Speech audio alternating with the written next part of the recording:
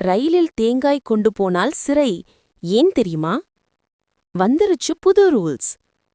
ரயில்களில் அடுப்புகள், எரிவாயு சிலிண்டர்கள், எரியக்கூடிய ரசாயனங்கள், பட்டாசுகள், அமிலம், தோல், கிரீஸ் மற்றும் வெடிபொருட்கள் போன்ற பொருட்கள் தடை செய்யப்பட்டுள்ளன என்பது பெரும்பாலான பயணிகளுக்கு தெரியும்.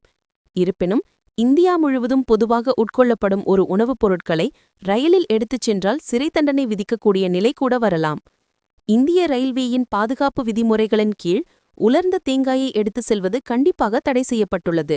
தேங்காயில் வெளிப்புற நார்கள் லேசானவையாகும். தேங்காய் நார் மிகவும் அதிகமாக தீப்பற்றக்கூடியவை. இது ரயில்களில் தீ விபத்தை ஏற்படுத்தக்கூடும்.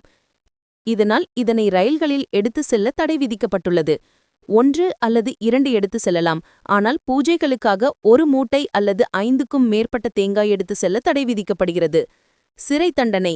ரயில்வே சட்டத்தின் பிரிவுகள் 164 மற்றும் 165 கீழ் உலர்ந்த தேங்காயை தீ விபத்தை ஏற்படுத்தும் பொருள் என வகைப்படுத்தப்படுகிறது. இதனை மீறும் பயணிகளுக்கு இந்திய ரயில்வே விதிகளின்படி ரூ.1000 முதல் ரூ.5000 வரை அபராதம் விதிக்கப்படும். மேலும் 2 அல்லது 3 ஆண்டுகள் வரை சிறை தண்டனை விதிக்கப்படலாம். இந்த விதி கடுமையானதாக இருந்தாலும் ஒரு குறுகிய விதிவிலக்கு உள்ளது.